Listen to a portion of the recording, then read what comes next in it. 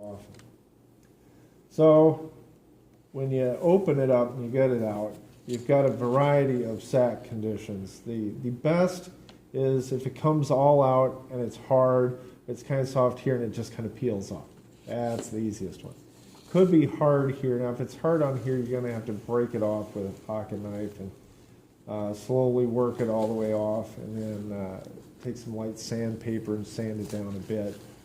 This is a part that's not going to be seen. It's going to be under the sack, so you know that it doesn't show. That's fine. This section here can be kind of, you know, if it was really tight, you might want to lightly sand this to get it back in, so you don't break the threads getting it back in.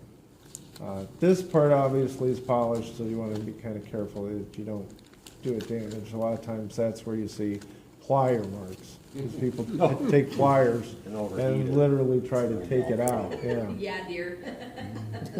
No. Then the other kind of sack is a soft sack, whereas you pull it out and you got sack stuck in here. Then you're going to have to take a pick or whatever and eventually get all the sack out. Because once you get the sack out, new sacks you just slide in. If it's the right size. I think this is. Did you cut it already? No, this is a regular length sack. As you get it from. Is that an 18 or a 20? I think it's 20. As you get it from Pin Sack Company out of California, they'll look like this. They'll be long, and as you see, it's too long. So you're going to want to. You can cut it with anything, a sharp knife or whatever. I kind of like these. So now that I put it in, I kind of cut it a couple times. I take kind of my first rough mark that it's here. Now it's the length of the barrel. So now you've got the section is going to go in.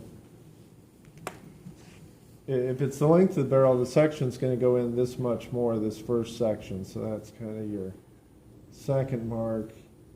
You don't have to be exact on this. So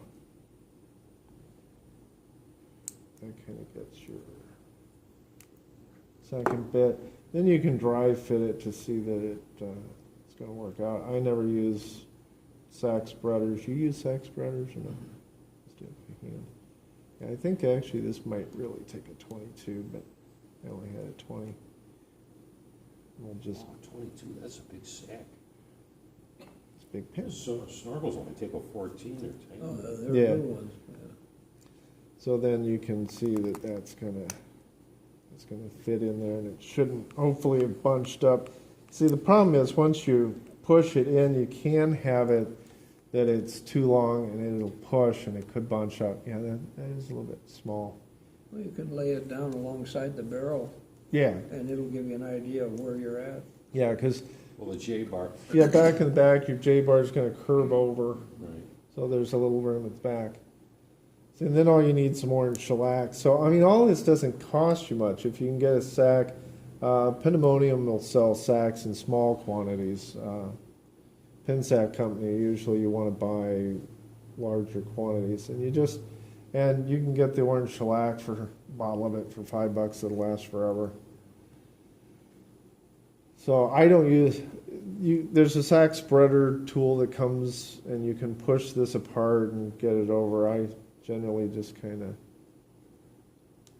Got to do it fast. Shellac dries really fast, too. yeah. Not that fast. Do some people use like rubber glue? No, you always use Orange shellac. shellac. Orange shellac, that's all you use. If you gets a sale, I use it in my wood shop, so I have a quart of it on. Yeah. But, Yeah, you can make it from and you put it flakes. in an empty little, like, ink bottle, and just use this little cheap throwaway plastic. Now, do you use a talc on yours typically? I usually skip it. I mean, you Oh, do you? can talc them, yeah. I usually skip it. And then once you